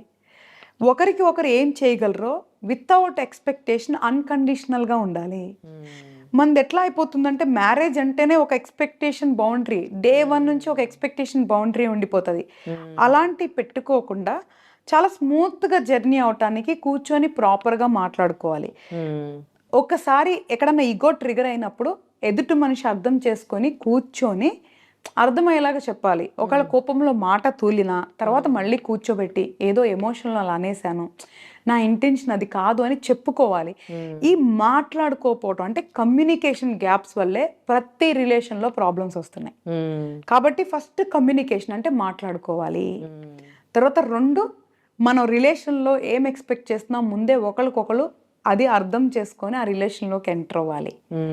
ఒకవేళ తర్వాత సంతోషంగా లేము ఏదో ఒక రీజన్తో, అది మెంటల్ ఆర్ ఫిజికల్ రీజన్తో మనం సంతోషంగా లేము అనుకున్నప్పుడు ఏం చేయాలి అంటే అది కూడా కూర్చొని ఎక్స్ప్లెయిన్ చేయాలి. సో ఎప్పుడన్నా వాళ్ళ అన్సాటిస్ఫాక్షన్ ఉంటే అంటే మానసికంగా కానీ శారీరకంగా కానీ కూర్చొని మాట్లాడుకోవాలి. Majority of wife and husbands physical రిలేషన్స్లో ఉన్న ప్రాబ్లమ్స్ గురించి మాట్లాడుకోరు. వాళ్ళ మధ్య ఉన్న ఏదైతే రొమాంటిక్ రిలేషన్ ఉంటుంది కదా, ఒకళ్ళ అన్సాటిస్ఫాక్షన్ ఉన్నా లేదా వాళ్ళు ఏదైనా కోరుకున్నా ఎప్పుడు ఓపెన్ అప్ అయి మాట్లాడుకోరు. దానివల్ల ప్రాబ్లం వస్తుంది. వాళ్ళు ఏం చేస్తారు తెలుసా, ఇక్కడ భార్య భర్త నుంచి కానీ భర్త భార్య నుంచి కానీ ఏదన్నా పొందలేనిది ఉంటే ఇక్కడ ఓపెన్ అప్ అవ్వకుండా ఈ ఏదో మొక్కమాటం సిగ్గుతో ఇక్కడ మాట్లాడకుండా అవి బయట సీక్ చేస్తారు. ఇది ఫస్ట్ ప్రాబ్లం అనమాట, మేజర్గా ఫిజికల్ రిలేటెడ్గా. రెండోది ఏంటి అంటే మానసికంగా, అంటే భార్య భర్తతో కానీ భర్త భార్యతో కానీ మాట్లాడుకునే సమయం కేటాయించినప్పుడు వాళ్ళు లోన్లీగా ఫీల్ అయ్యి అదే టైంలో ఖాళీగా ఉండే వాళ్ళతో మాట్లాడి అన్నెసరీగా ఇక్కడ నుంచి వేరే చోటకి డైవర్ట్ అయ్యేది ఎమోషన్కి చాలా ఛాన్స్ ఉంటుంది. కాబట్టి రిలేషన్లో ఉన్నప్పుడు ఫస్ట్ గ్రాంటెడ్గా తీసుకోవద్దు. భార్య భర్తలు ఇద్దరికీ కూడా వర్తిస్తుంది, ఆడమగ ఇద్దరికీ వర్తిస్తుంది. వాళ్ళు గ్రాంటెడ్గా తీసేసుకుంటారు. గ్రాంటెడ్గా తీసుకోవద్దు. మనిషి ఆలోచనలు మారుతూ ఉంటాయి, అవసరాలు మారుతూ ఉంటాయి, వయసు బట్టి లేదు అంటే హార్మోనల్ చేంజెస్ అవుతూ ఉంటాయి. కాబట్టి కూర్చొని ఎప్పటికప్పుడు ఎవాల్యూషన్ చేసుకోవాలి, అనలైజ్ చేసుకోవాలి. ఆ సిగ్గు బిడియాల్లోంచి బయటకు వచ్చి భార్య భర్తలు ఓపెన్గా మాట్లాడుకోవాలి. అక్కడప్పుడు ఎవరిదైతే ఫాల్ట్ ఉంటుందో దాన్ని కరెక్ట్ చేసుకోవాలి. నేనేమంటానంటే వీళ్ళిద్దరూ వర్కౌట్ చేయకుండా థర్డ్ ఆప్షన్ చూసుకోవటం అనేది చెడు కర్మ. అది ఎటువంటి రిజల్ట్స్ ఇవ్వదు. దానివల్ల ఒక్క నిమిషం మనం ఆలోచించండి, భార్యకు తెలియకుండా భర్త ఫోన్లు మాట్లాడాలన్నా, భర్త తెలియకుండా భార్య ఫోన్లు మాట్లాడాలన్నా దాంకొని మాట్లాడాలి, హైడ్ చేయాలి, డిలీట్లు చేయాలి, తెలియకుండా కలవాలి. ఎక్కడ ప్లెజర్ ఉంది నాకు అర్థం కావట్లేదు. సైకలాజికల్ ఇష్యూస్ ఇవన్నీ. అంటే అలా చేసి కూడా ఇంకా ప్లెజర్ పొందాలనుకుంటున్నారంటే they have some psychological issues అంటున్నా. So wake up. సో మైండ్ని ప్రాపర్గా ట్యూన్ చేసుకోవాలి. సో ఏం చేస్తున్నాం, మనం ఏం ఆలోచిస్తున్నాం, కంట్రోల్లో ఉండాలి. ఫస్ట్ ఉన్న మనిషితో మనం సంతోషంగా ఉండగలమా లేదా అనేది ప్రయత్నించండి. ఆ మనిషిని మార్చుకోవడానికి ప్రయత్నించండి. అప్పటికి వర్కౌట్ అవ్వలేదా గౌరవంగా కూర్చొని చెప్పండి. నిజంగా దమ్ము ధైర్యంగా అప్పుడు మీరు ఇక్కడ వదిలేసి వేరే చోట మొదలు పెట్టుకోండి. అంతే తప్ప ఒక మనిషిని మోసం చేస్తూ ఇంకొక మనిషితో ఉండటం అనేది చాలా పెద్ద చెడు కర్మ. కాబట్టి అలాంటి పనులు చేయొద్దు. నలుగురిలోకి వెళ్ళి నవ్వులు పాలవ్వద్దు. ఇట్లా పబ్లిక్లో వీడియోస్ షేర్ చేయొద్దు. ఇంకొకటి ఏంటి అంటే ఇప్పుడు ఇలాగ ఇల్లీగల్ రిలేషన్ బయటకు వచ్చినప్పుడు సపోజ్గా ఒక అబ్బాయి ఒక అమ్మాయితో ఉన్నాడు. మనం రీసెంట్గా చాలా వీడియోస్ చూస్తున్నాం. ఆ భార్య వెళ్ళిపోయి అమ్మాయిని కొడుతూ ఉంటుంది. ఏంటి అసలు చెప్పు నువ్వు? అది అవకాశం ఇచ్చింది నీ భర్త. నీకు చేతనైతే నీ భర్తను కంట్రోల్లో పెట్టుకో, లేదా తీసుకెళ్లి వాడిని కొట్టుకో, లేదంటే అబ్బాయి మీద కంప్లైంట్ పెట్టుకో. నువ్వు వేరే చోటకెళ్ళి అధికారం నీకు లేదు. యాజ్ పర్ లా కూడా వేరే చోటకెళ్ళి అధికారం నీకు లేదు. ఏ లాలో కూడా, ఏ ప్రజాస్వామ్యంలో కూడా నీ భర్త తప్పు చేస్తే నువ్వు ఆ ప్లేస్కి వెళ్ళి వాళ్ళ మీద మానసికంగా కానీ శారీరకంగా కానీ దూషించే అధికారం నీకు లేదు. యాజ్ పర్ లా కూడా లేదు. You can enquiry with any lawyer. వాళ్ళకి ఏ హక్కు ఉందంటే వాళ్ళ భర్త కానీ భార్య కానీ చీటింగ్ చేస్తే దానికి ఆధారాలు సబ్మిట్ చేసి లా ప్రకారం వాళ్ళు విడిపోవటమో కలిసి ఉండటమో చేసుకోవచ్చు తప్ప, కలిసి ఉండాలి అంటే లాలో ఉండదు. కాబట్టి అది పెద్ద మనుషుల మధ్య కూర్చోబెట్టి అన్అఫిషియల్గా మాట్లాడుకొని చేసుకోవాలి తప్ప నువ్వు వెళ్ళిపోయి డైరెక్ట్గా అటాక్ చేస్తానికి లేదు. ఈ రోజు అమ్మాయి మీద అటాక్ చేస్తావు, రేపు ఇంకో అమ్మాయి వచ్చింది చేస్తావా, తర్వాత ఇంకో అమ్మాయి వచ్చి చేస్తావా? అసలకి దారి తప్పిన నీ భార్య నీ భర్తను కంట్రోల్ పెట్టుకోకుండా అవతల మీద వేరే వాళ్ళ దగ్గరికి వెళ్ళి దాడి చేయటం ఏంటి? అలా మనం ఎన్నోసార్లు చూసాం. నేను కూడా చిన్న చిన్న వీడియోస్ చూసా. కారులో ఒక అమ్మాయి అబ్బాయి కూర్చొని ఉంటే భర్త వెళ్ళిపోయి ఆ అబ్బాయిని అమ్మాయిని దారుణంగా కర్రలతో కొట్టేస్తున్నారు. అలా చేసే అధికారం ఎవరికి లేదు. తప్పు చేసే అధికారం వాళ్ళకి ఎట్లా లేదో వాళ్ళని శిక్షించే అధికారం కూడా లేదు. నువ్వు ఏం చేస్తే వాళ్ళు అక్కడికి వెళ్ళారు అనేది చూడు. ఒకవేళ నిజంగా నువ్వు నిజాయితీగా ఉన్నావా, అయినా వాళ్ళు తప్పు చేశారా, కూర్చోబెట్టి మార్చుకోవడానికి ప్రయత్నించు, లేదా వదిలే. అంతే తప్ప ఒక మనిషి నువ్వు ఇలాగే బతుకు, ఇలాగే ఉండు అనే అధికారం ఈ ప్రపంచంలో ఎవ్వరికీ లేదు. ప్రతి సోల్ ఈజ్ ఇండిపెండెంట్. ప్రతి ఆత్మ ఈ భూమి మీదకి సింగిల్గా వచ్చింది, సింగిల్గా వెళ్ళిపోతుంది. సో దానికి ఎక్కడా కూడా ఎవ్వరు కూడా రిస్ట్రిక్ట్ చేసి బంధించి బాధించే అధికారం ఎవరికీ లేదు. వాళ్ళ కర్మానుసారం ఏమనుభవిస్తున్నారు అనేది ఎవరికి నన్ ఆఫ్ దేర్ బిజినెస్. కానీ ఒక మనిషి వెళ్ళిపోయి వాళ్ళని ఏ విధంగా అయినా సరే, అది లైంగికంగా అయినా మానసికంగా అయినా శారీరకంగా అయినా దాడి చేసే హక్కు ఒక మనిషికి ఇంకొక మనిషి మీద లేదు. అది ధర్మం ప్రకారం లేదు, న్యాయబద్ధంగా మనం మనుషులు రాసుకున్న చట్ట ప్రకారం కూడా లేదు. నిజంగా ఈ కర్మ సిద్ధాంతం గురించి ప్రతి ఒక్కరూ తెలుసుకుంటే ఇన్ని క్రైమ్స్, ఇన్ని నేరాలు ఘోరాలు కావేమో అనిపిస్తోంది. ఒక మనిషి మనిషిలాగా బతుకుతారేమో అనిపిస్తోంది. అవును. అయితే ఇంకొక ప్రశ్న, కొంతమందికి పిల్లలు సరిగ్గా పుట్టరు, అంటే physically challenging people, abnormal kids పుడుతూ ఉంటారు కదా. వాళ్ళకి ప్రెగ్నెన్సీలో కొంతమందికి తెలిసి కంటారు, కొంతమందికి తెలియక పిల్లలు పుట్టినాక ఇట్లా జరుగుతుంది. ఇదంతా కూడా అంటే వాళ్ళకి ఇంకా జీవితాంతం వాళ్ళు చేసి పెట్టాల్సిందే. అలాంటి వాళ్ళని చూసినప్పుడు అనిపిస్తుంది, ఏంటి ఇదంతా కూడా వాళ్ళ కర్మనా, ఇదంతా అనుభవించేది అని. నిజంగా ఇది పిల్లలు సరిగా పుట్టకపోవడం, కళ్ళ ముందే పిల్లలకి ఏమన్నా అవ్వడము, ఇంకా అంతకు మించిన శిక్ష ఏమైనా ఉండదేమో తల్లులకి అనిపిస్తుంది. ఇది కూడా కర్మ సిద్ధాంతమేనా? 100% శ్రీ. ఇందులో అసలు సెకండ్ థాట్ కూడా లేదు. సో ఒకటి, తల్లిదండ్రులు అనేవాళ్ళు కూడా సేమ్ సబ్జెక్ట్ అనమాట. వాళ్ళు పిల్లల్ని కనగానే గ్రాంటెడ్గా తీసేసుకుంటారు. వాళ్ళేదో ఒక ఆస్తిలాగా, వాళ్ళ సొంతంలాగా తీసేసుకుంటారు.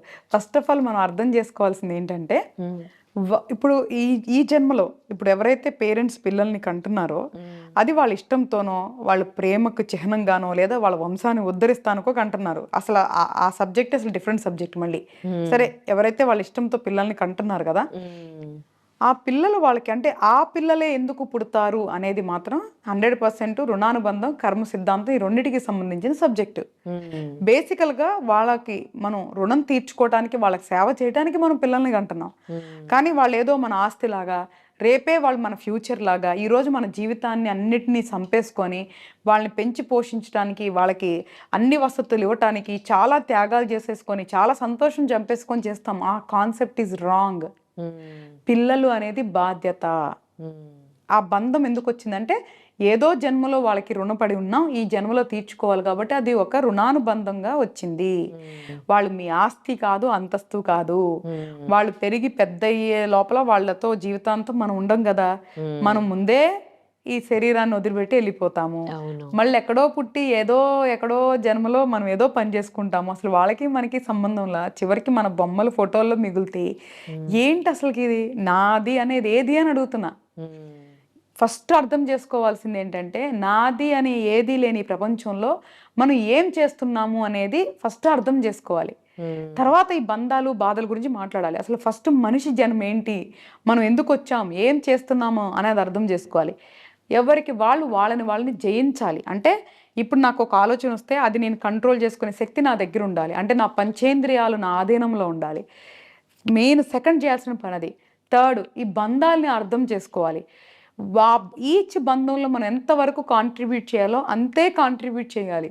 అంతకు మించి దానికోసం వెంపర్లాడిపోయి బాధపడిపోయి అలాంటివన్నీ చేయకూడదు. అదంతా కర్మ, చెడు కర్మ.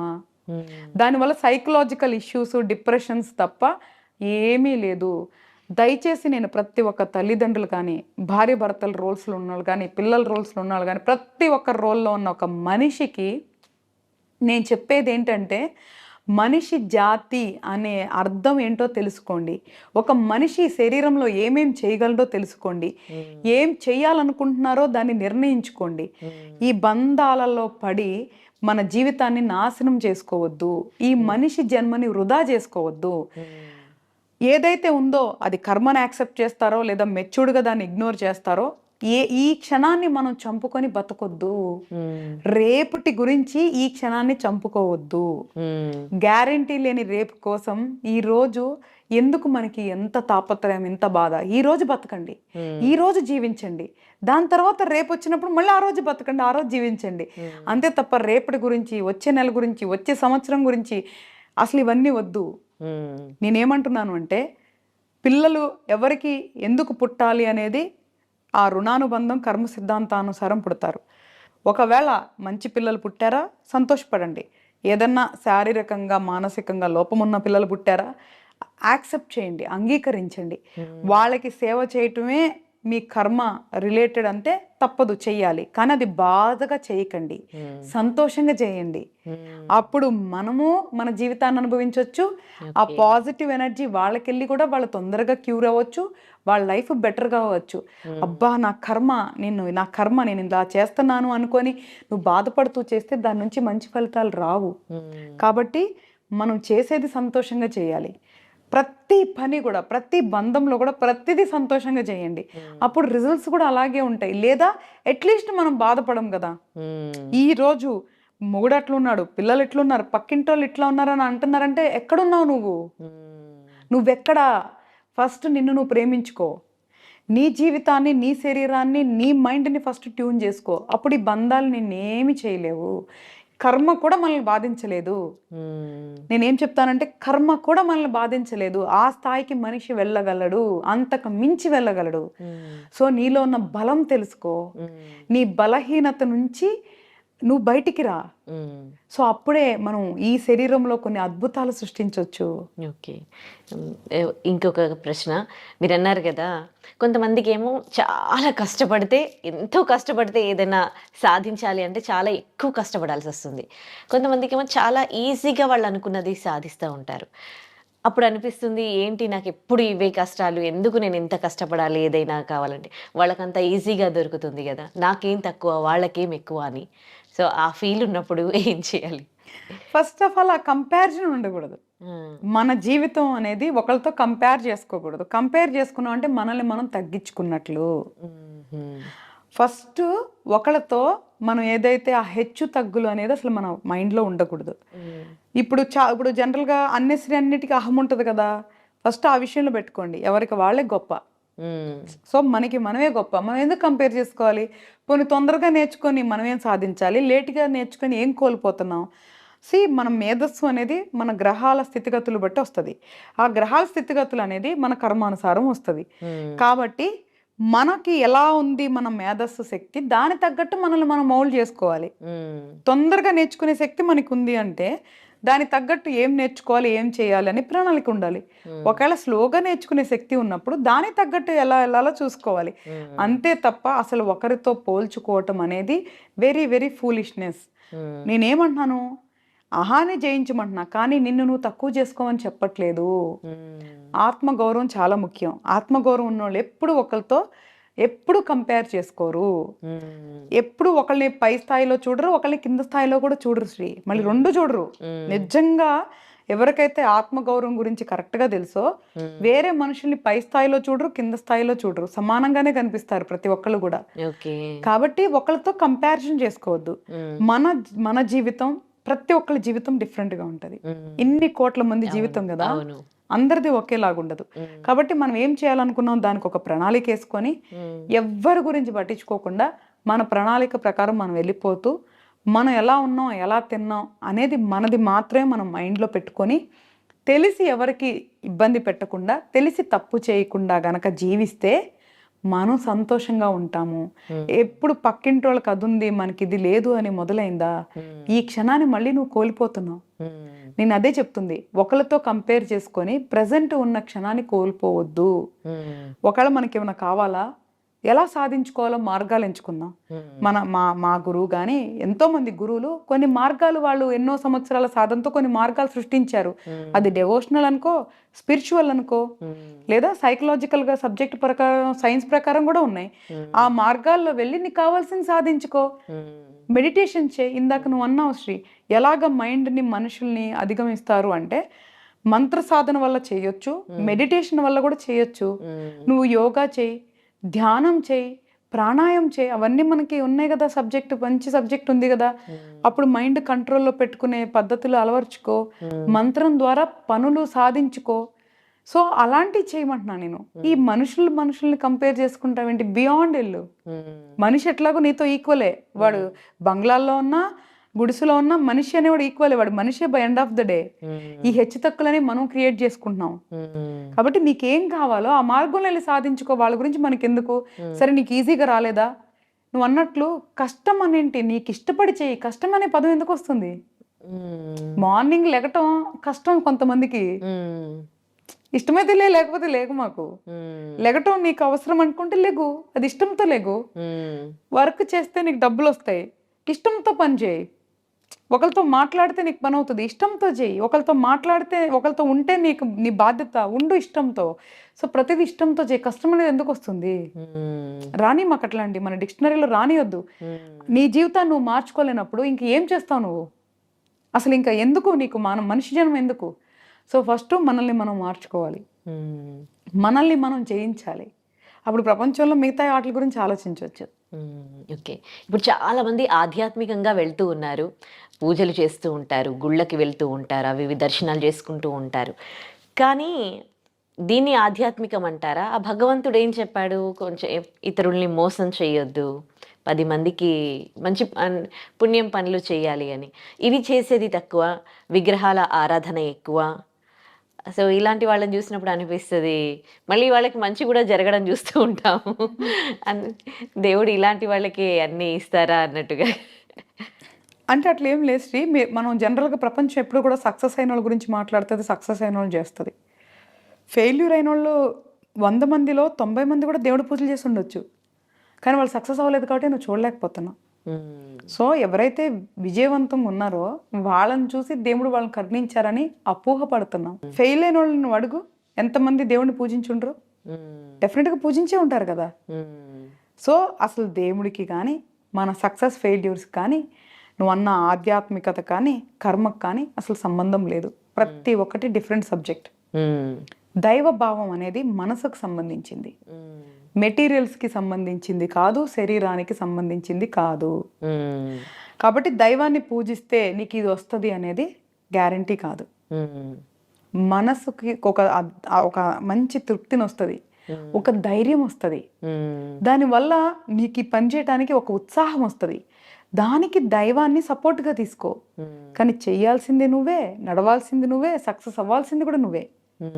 దానికి కావాల్సిన టూల్ని మనం నేచర్ నుంచి తీసుకుంటున్నాం. అది దేవుడనో, పూజనో, లేదు అంటే నీలో ఉన్న ఒక మేధస్సనో, దీనికి రకరకాలుగా పేర్లు పెట్టుకుంటున్నాం. ఒక్కటే నేను చెప్తాను, నేను నేర్చుకున్న దాని నుంచి, నేను చూసిన దాని నుంచి, మా గురువులు చెప్పిన దాని గురించి, దైవభక్తి ఎంత ఉన్నా ధర్మం లేనంత వరకు అది ఉపయోగం లేనిదే. నువ్వు ఎన్ని పూజలు చేసినా నువ్వు ధర్మం పాటించినంత వరకు అది సున్నా. దైవం ఎప్పుడు కూడా అధర్మాన్ని ప్రోత్సహించరు, దైవం ఎప్పుడు కూడా అధర్మాన్ని సపోర్ట్ చేయరు. కాబట్టి మనము వేరే వాళ్ళు పూజలు చేస్తున్నారా, వాళ్ళకి బెనిఫిట్ ఉందా అనే సబ్జెక్టు మనం పక్కన పెట్టేయాలి. నేను చెప్తున్నాక అసలు వేరే వాళ్ళని చూసే సబ్జెక్టు మనం పక్కన పెట్టేసేయాలి. మనం ఏం చేయాలి? దైవారాధన చేద్దామా, మంత్ర సాధన చేద్దామా, లేదా మెడిటేషన్ చేసి మెంటల్గా మనము స్ట్రాంగ్ అవుదామా అనేది మనం నిర్ణయించుకొని ఆ మార్గంలో నమ్మకంతో దృఢ సంకల్పంతో ప్రయాణం చేయాలి. అందరికీ ఓవర్ నైట్ పని అయిపోవాలి, ఓపికలు ఉండవు. అబ్బా నేను మొదలు పెట్టేసా, మెడిటేషన్ చేసేసిన 10 రోజులు అయిపోయింది ఏం రాలేదబ్బా, నెల అయిపోయింది ఏం రాలేదు, సంవత్సరం అయిపోయింది ఏం రాలా, మంత్రం చేసేస్తున్నానే, ఏది వాళ్ళు చేసే 11:108కి మంత్రం చేసేస్తున్నానే ఏం అవ్వట్లేదే. అది కాదు, ఒక సిస్టమ్ ఉంటుంది. ఇప్పుడు ఎలాగ ప్రకృతి సంవత్సరంలో నువ్వు ప్రకృతిని చూడు, దానికంటే ఒక సిస్టమ్ ఉందిగా. ఒక సీజన్లో వర్షాలు పడతాయి, ఒక సీజన్లో మంచు కురుస్తుంది, ఒక సీజన్లో ఎండ వేస్తుంది. సృష్టికి ఎలాగా ఒక సిస్టమ్ ఉందో ప్రతి దానికి కూడా ఒక సిస్టమ్ ఉంటుంది. అది మనం అర్థం చేసుకోవాలి. మనం చేసే సాధన నమ్మకంతో చాలా చాలా పాజిటివ్ ఎనర్జీతో చేసినప్పుడు ఫలితాలు తొందరగా ఉంటాయి. అసలు నువ్వు మొదలు పెడతావే అనుమానంతో మొదలు పెడుతున్నావే, ఇంకా ఫలితాలు ఎక్కడి నుంచి వస్తాయి? ఎప్పుడైతే నువ్వు నమ్మావో అనుమానం అనేది ఎప్పటికీ రాదు. సో నిరుత్సాహత ఎప్పటికీ రాదు. కాబట్టి మనం చేసే ప్రయత్నంలో లోపం ఉన్నట్లు అది సరి చేసుకోండి. దైవాన్ని ఎలా పూజించాలో నేర్చుకోండి, దైవాన్ని ఎలా సాధించుకోవాలో నేర్చుకోండి, అనుకున్నవి ఎట్లాగా మనం పొందాలి అంటే ఏం చేయాలో తెలుసుకోండి. అవన్నీ తెలియకుండా మనం అది చేసాం ఇచ్చేసాం అనుకుంటా అంటే మన సెల్ఫ్ సాటిస్ఫాక్షన్ కోసం మాట్లాడుతున్నాం. చాలా మంది కూడా రిలేషన్స్లో వాళ్ళు నిజంగా ఎఫర్ట్స్ పెట్టరు. నేను అది చేసా ఇచ్చేసా నలుగురు చెప్పుకుంటారు తృప్తి పడటానికి. వాళ్ళు నిజంగా అవన్నీ చేయరు. వాళ్ళ సాటిస్ఫాక్షన్ కోసం చెప్పుకుంటారు, ఎదుటోడు చేసిన చెప్పరు. నేను అది చేసా ఇది చేసా అని చెప్తారు. అది తప్పు అంటున్నా. ఎదుటి వాళ్ళు ఎప్పుడు మేజర్గా మనిషిలో ప్రాబ్లం ఏంటి తెలుసునా, వాళ్ళల్లో ఉన్న లోపాలని యాక్సెప్ట్ చేయటం, వాళ్ళ తప్పుల గురించి మాట్లాడలేకపోవటం, ఎదుటి వాళ్ళని దూషించటం, పక్క వాళ్ళతో పోల్చుకోవటం. ఇవన్నీ వద్దు. మనం ఒక్కళ్ళమే పుట్టాం, ఒక్కళ్ళమే పోతాం. ఈ మధ్యలో జరిగే ఈ మాయలో ఈ బంధాల్లో పడకుండా ఎలా మనం సంతోషంగా, అంటే మనం అనుకునే సంతోషం, ఎందుకంటే అది కూడా ఒక్కొక్కరికి ఒక్కొక్కలాంటిగా ఉంటుంది. సంతోషానికి కూడా ఒక డెఫినేషన్ లేదు. అది ప్రతి జీవితంలో మారుతూ ఉంటుంది సంతోషం.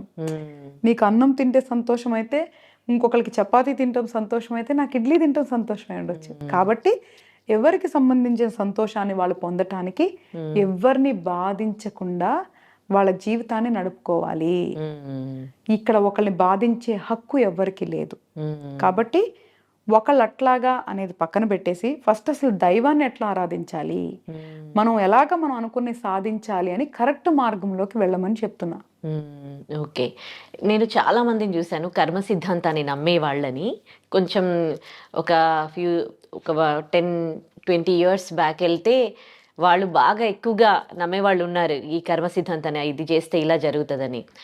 నాకు తెలిసిన ఒకరు వాళ్ళ హస్బెండ్ ఇల్లీగల్ ఎఫైర్ పెట్టుకొని ఇంకొకరిని ఇంట్లోకి తీసుకొస్తే తను ప్రెగ్నెంట్ కాబట్టి ఆ లేడీ ఏం చేసింది, అప్పటికే ఆ లేడీకి 4 పిల్లలు ఉన్నారు, ఆడపిల్లలు.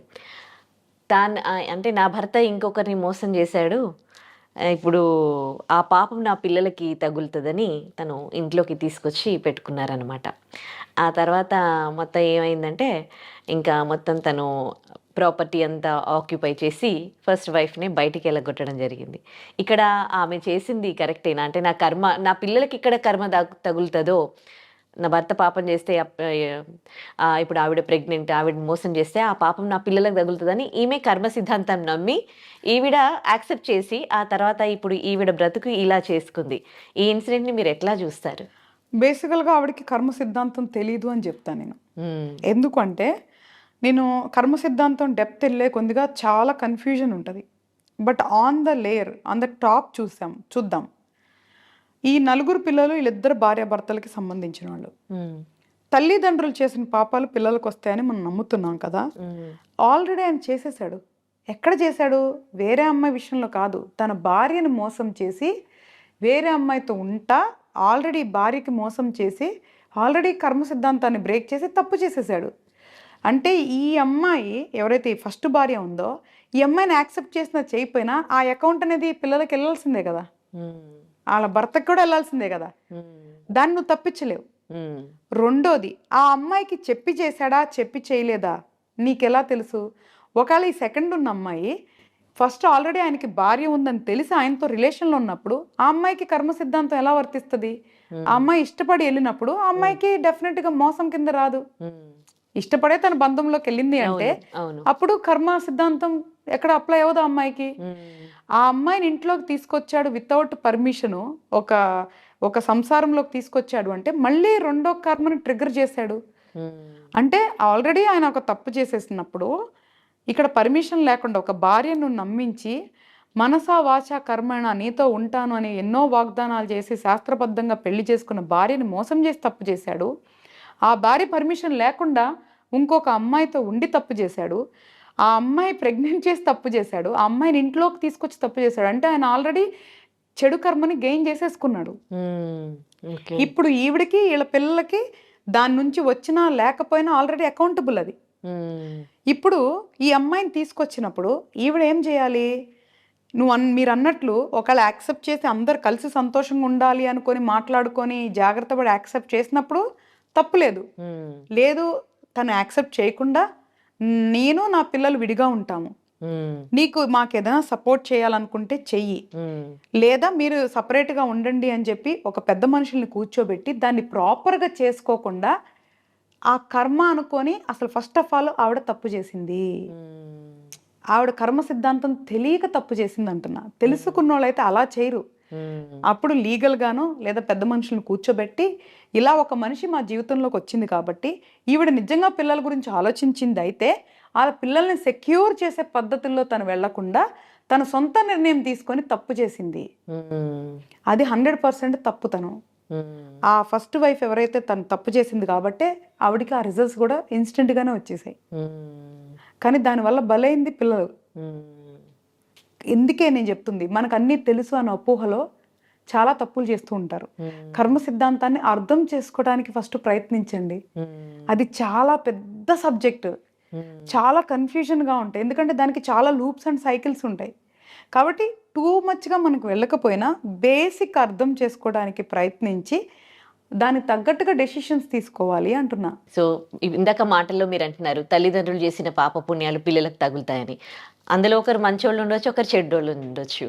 మరి ఇప్పుడు ఆ పిల్లలు ఏం తప్పు చేసినట్టు అంటే ఏం తగులుతుంది పిల్లలకి? అది కూడా విధి రాత కదా శ్రీ.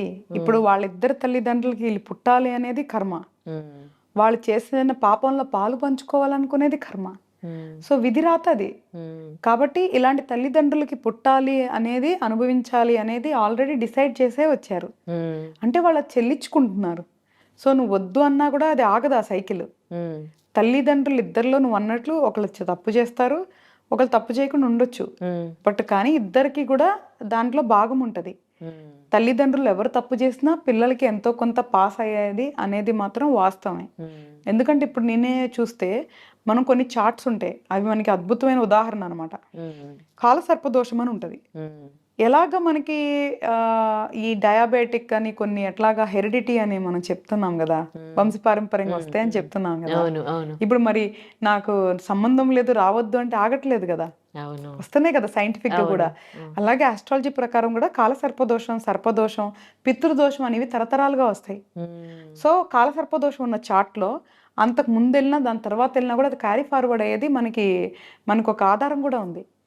సో అవి కొన్ని అలాగే హెరిడిటరీ దోషాలు ఉంటాయి. సో ఆ దోషాలు రావటానికి కూడా పుట్టుంటది. ఎట్లాగంటే ఇది కూడా చాలా పెద్ద సబ్జెక్ట్ అనమాట. ఈ తల్లిదండ్రులు పిల్లలు అనేది కూడా చాలా పెద్ద సబ్జెక్టు.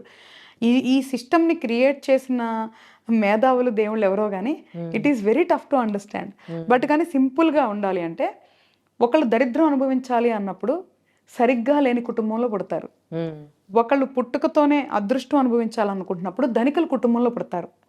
అక్కడ there is answer based on your karma. నువ్వు ఒకళ్ళ కుటుంబంలో పుట్టావు. ఈ తల్లిదండ్రులు విడిపోయేది అనేది కూడా వాళ్ళ జాతకాలు నువ్వు చూస్తే పిల్లల జాతకాలు, తల్లిదండ్రుల జాతకాలు అన్నీ మ్యాప్ అవ్వాలి. ఎలా మ్యాప్ అవ్వాలి? ఒకవేళ పేరెంట్స్ విడిపోతున్నారు అనేది ఉంటే తల్లిదండ్రుల జాతకంలో కూడా పేరెంట్స్ ప్రేమని కోల్పోతారు, ఎవరో ఒకరికి దూరం అవుతారు అనేది ఆల్రెడీ వాళ్ళ దాంట్లో డిఫైన్ చేసి ఉంటుంది. ఓకే. సో కాబట్టి ఇవన్నీ కూడా చాలా పెద్ద మ్యాపింగ్ అనమాట. ఇప్పటికీ నేను కూడా చాలా అన్వేషిస్తున్నాను. So it is very huge subject. అది మనం అర్థం చేసుకోలేం కాబట్టి దాని సారాంశం అర్థం చేసుకుందాం. ఓకే.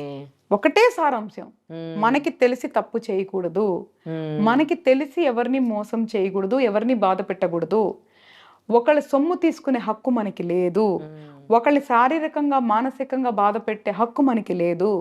మనల్ని మనం మాత్రమే జయించగలం.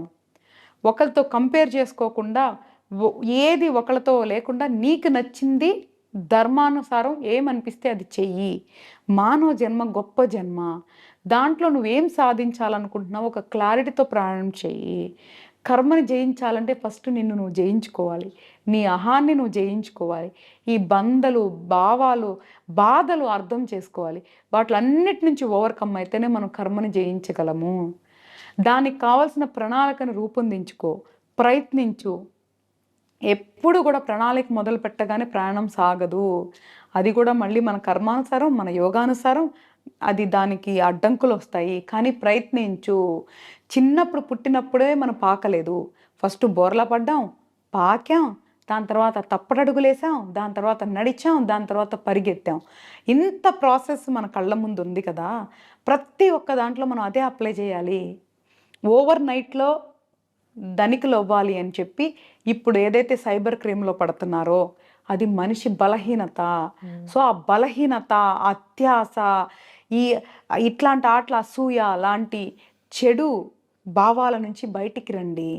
ఓవర్ నైట్లో ఏమీ అవ్వవు కాబట్టి నిదానంగా ప్రయాణం చేయండి. ఓవర్ నైట్లో సక్సెస్ అయిన వాళ్ళ స్టోరీస్ తీసుకోవద్దు. సంవత్సరాల తరబడి కష్టపడే వాళ్ళ స్టోరీలు ఇన్స్పిరేషన్గా తీసుకోండి. అట్లీస్ట్ ఒక మోటివేషన్ ఉంటుంది. ఓవర్ నైట్లో వాడు అట్లా అయిపోయాడే నేను అవ్వలేదనే బాధపడే కంటే అరే అక్కడ ఎన్నో సంవత్సరాలు కష్టపడితే సక్సెస్ అయిన వాళ్ళ స్టోరీస్ తీసుకోండి. సో నేను చెప్పేది ఏంటి అంటే మనిషి జన్మని అర్థం చేసుకోండి, కర్మ సిద్ధాంతాన్ని అర్థం చేసుకోండి. ఆ తర్వాత ఒక And for more videos, Please subscribe to iDream. Please subscribe to iDream. Please subscribe iDream. And please subscribe to iDream. For more videos, subscribe to iDream. please like, share and subscribe to the channel. Congratulations, iDream. subscribe to iDream. Subscribe to iDream. So subscribe to iDream Media. iDream ki iDream team అందరికి huge congratulations. Please subscribe iDream Media. Please subscribe to iDream. Subscribe iDream. Please subscribe to iDream. iDream అంటే నా కళల ఛానల్ను subscribe చేసుకున్న నోరు తిరుగుతలేదు, మీరైతే గంట గుర్తు కొట్టండి. For more such videos, please subscribe to iDream. Subscribe to iDream. Please subscribe to iDream. Please subscribe iDream Media. Please do subscribe to iDream. Please subscribe to iDream Media. For best entertainment and information, please subscribe iDream. And don't forget to subscribe to iDream.